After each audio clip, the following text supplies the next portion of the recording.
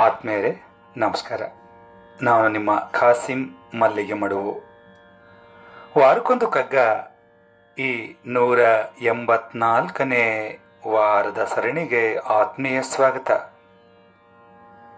ಮಾನ್ಯ ಗುಂಡಪ್ಪನವರು ಏನು ಹೇಳ್ತಾ ಇದ್ದಾರೆ ಬನ್ನಿ ಕೇಳೋಣ.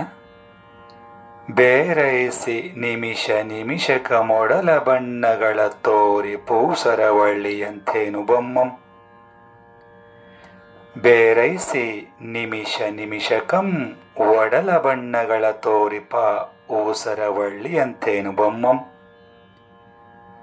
ಪೂರ ಮೈದೋರೆನೆಂಬ ಕಪಟಿಯಂಶಾವತಾರದಿಂದಾರ್ಗೇನೋ ಮಂಕುತಿಮ್ಮ. ಪೂರ ಮೈದೋರೆನೋ ಎಂಬ ಆ ಕಪಟಿಯ ಅಂಶಾವತಾರದಿಂದ ಆರ್ಗೆ ಏನೋ ಮಂಕುತಿಮ್ಮ.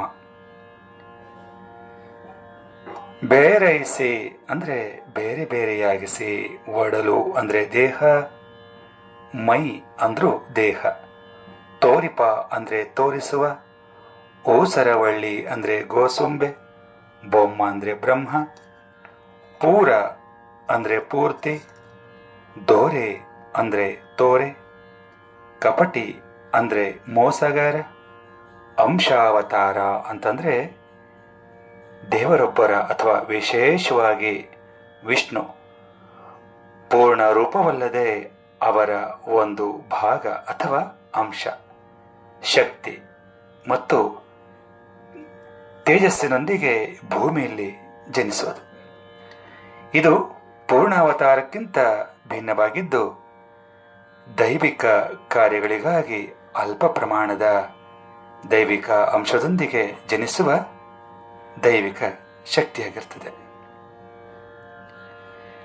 ಇದರ ಹಿಂದಿನ ಕಗ್ಗಗಳಲ್ಲಿ ನಾವು ಇದುವರೆಗೂ ಕಂಡಿದ್ದೇನಪ್ಪ ಅಂತಂದರೆ, ಎಲ್ಲವೂ ಆ ಪರಮಾತ್ಮನಿಂದಲೇ ಆಗಿದ್ದು ಮಾತ್ರವಲ್ಲ, ಎಲ್ಲ ರೂಪಗಳಲ್ಲಿಯೂ ಆ ಪರಮಾತ್ಮನೇ ಇದ್ದಾನೆ ಅನ್ನೋದು ನಮ್ಮೆಲ್ಲರ ನಂಬಿಕೆ. ಈ ಜಗತ್ತಿನಲ್ಲಿರುವ ಸರ್ವವೂ ಆ ಪರಮಾತ್ಮನೇ ತನ್ನ ಅಂಶದಿಂದ ಪ್ರಕಟವಾಗಿದ್ದಾನೆ ಅಥವಾ ಪ್ರಕಟವಾಗಿಸಿದ್ದಾನೆ ಅನ್ನೋ ನಂಬಿಕೆ. ಹಾಗಾಗಿ ಯಾರ್ಯಾರೋ ಏನೇನು ಅಂತ ಭಾವಿಸಿದ್ರೆ ಹಾಗೆಯೇ ಅವರಿಗೆ ತೋರುವ ಆ ಪರಮಾತ್ಮ ವಸ್ತು ಏಕರೂಪದಲ್ಲಿ ಯಾಕಿಲ್ಲ ಅನ್ನೋದು ನಮ್ಮ ಮಾನ್ಯ ಗುಂಡಪ್ಪನವರ ಪ್ರಶ್ನೆ. ಕ್ಷಣ ಕ್ಷಣಕ್ಕೂ ಬದಲಾಗುವ ಮನುಷ್ಯರ ಮನದ ಭಾವಕ್ಕೆ ತಕ್ಕಂತೆ ಬದಲಾಗುವ ಆ ಪರಮಾತ್ಮನ ಸ್ವರೂಪವನ್ನು ಮಾನ್ಯ ಗುಂಡಪ್ಪನವರು ಆ ಪರಮಾತ್ಮ ಊಸರವಳ್ಳಿ ಥರ ನಿಮಿಷ ನಿಮಿಷಕ್ಕೂ ತನ್ನ ಸ್ವರೂಪವನ್ನು ಯಾಕೆ ಬದಲಾಯಿಸ್ತಾನೆ, ಯಾಕೆ ಮರೆಮಾಚ್ತಾನೆ, ಪರಮಾತ್ಮ ಎತ್ತುವ ಅಂಶಾವತಾರಗಳಿಂದ ಯಾರಿಗೆ ಏನು ಪ್ರಯೋಜನ, ಇದರ ಬದಲಾಗಿ ತನ್ನ ನಿಜವಾದ ರೂಪವನ್ನೇ ತೋರಿಸಬಹುದಲ್ವಾ ಅಂಥೇಳಿ ಮಾನ್ಯ ಗುಂಡಪ್ಪನವರು ತಮ್ಮನ್ನು ತಾವು ಇಲ್ಲಿ ಪ್ರಶ್ನೆ ಮಾಡಿಕೊಡ್ತಾರೆ. ಸ್ನೇಹಿತರೆ, ಈ ಸಂದರ್ಭದಲ್ಲಿ ಯಾರೋ ಒಬ್ಬ ಮಹನೀಯರು ಬರೆದ, ಯಾವಾಗಲೂ ಓದಿದ ಒಂದು ಕಥೆ ನೆನಪಾಗ್ತದೆ. ಆ ಕಥೆಯನ್ನ ಈಗ ತಮ್ಮ ಮುಂದೆ ಹಂಚಿಕೊಳ್ತಾ ಇದ್ದೇನೆ. ಸ್ನೇಹಿತರೆ,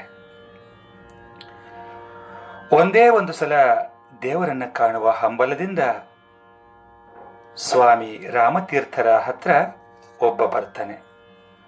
ಆ ಸಂದರ್ಭದಲ್ಲಿ ನಡೆದ ಸಂವಾದ ಹೀಗಿರ್ತದೆ. ಸ್ವಾಮಿ,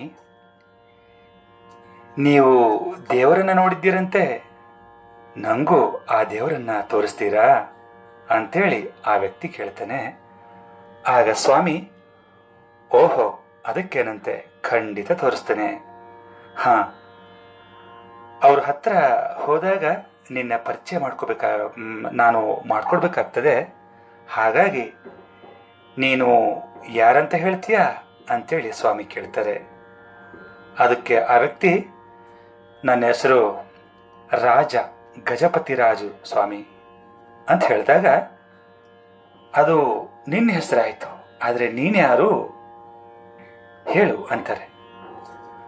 ಆವಾಗ ಆ ವ್ಯಕ್ತಿ, ನಾನು ವಿಜಯನಗರ ಸಾಮ್ರಾಜ್ಯದ ನಿರ್ವಾಹಕ ಸ್ವಾಮಿ ಅಂದಾಗ, ಅದು ನೀನಿರುವ ಹುದ್ದೆ ಈ ಹಿಂದೆಯೂ ಆ ಹುದ್ದೆಯಲ್ಲಿ ಯಾರೋ ಇದ್ರು, ಈಗ ನೀನಿದ್ದೀಯ, ಮುಂದೆ ಇನ್ಯಾರೋ ಇರ್ತಾರೆ. ಆದರೆ ನೀನ್ಯಾರು ನೀನ್ಯಾರು ನೀನ್ಯಾರು ಅಂತ ಆ ಸ್ವಾಮಿಗಳು ಪದೇ ಪದೇ ಪ್ರಶ್ನೆ ಕೇಳ್ತಾನೆ ಇರೋದನ್ನ ನೋಡಿ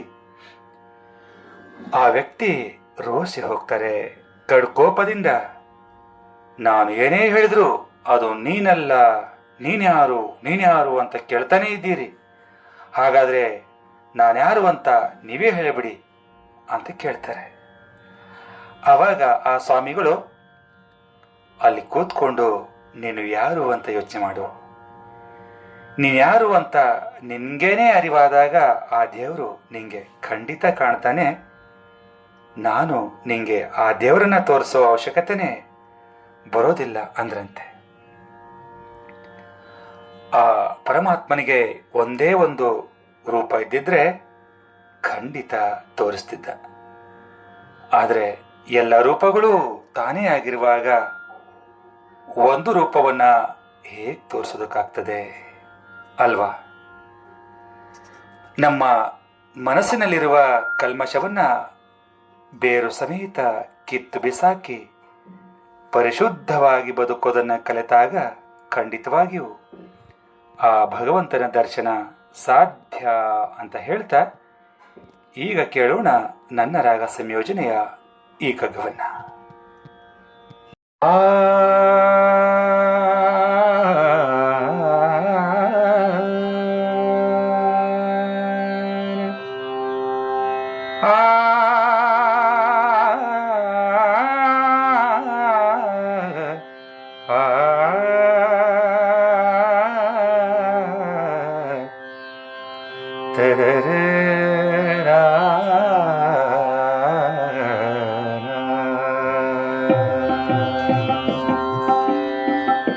ಬೇರೈಸಿ ನಿಮಿಷ ನಿಮಿಷಕಂ, ಬೇರೈಸಿ ನಿಮಿಷ ನಿಮಿಷಕಂ, ಒಡಲ ಬಣ್ಣಗಳ ತೋರಿಪ, ಒಡಲ ಬಣ್ಣಗಳ ತೋರಿಪ ಊಸರವಳ್ಳಿ.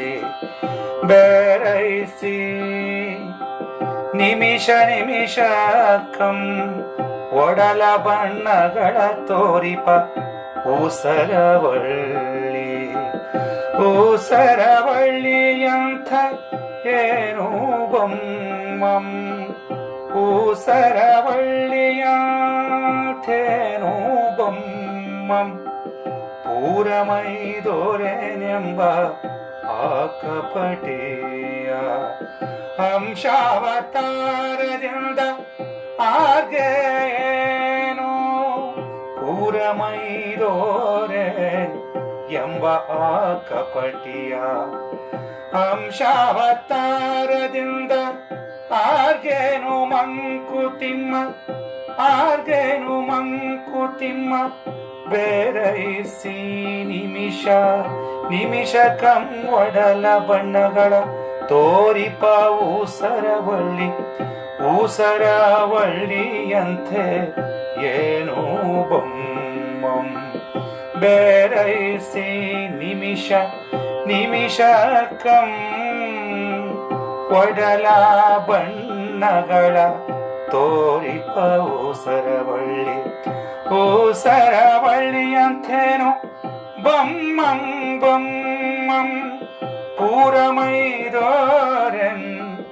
ಎಂಬ ಆಕಪಟಿಯ, ಪೂರಮೈದೋರೆನೆಂಬ ಆಕಪಟಿಯ ಅಂಶಾವತಾರದಿಂದ ಆರ್ಗೇನು ಮಂಕುತಿಮ್ಮ, ಅಂಶಾವತಾರದಿಂದ ಆರ್ಗೇನು ಮಂಕುತಿಮ್ಮ, ಅಂಶಾವತಾರದಿಂದ ಆಗೇನು ಮಂಕುತಿಮ್ಮ.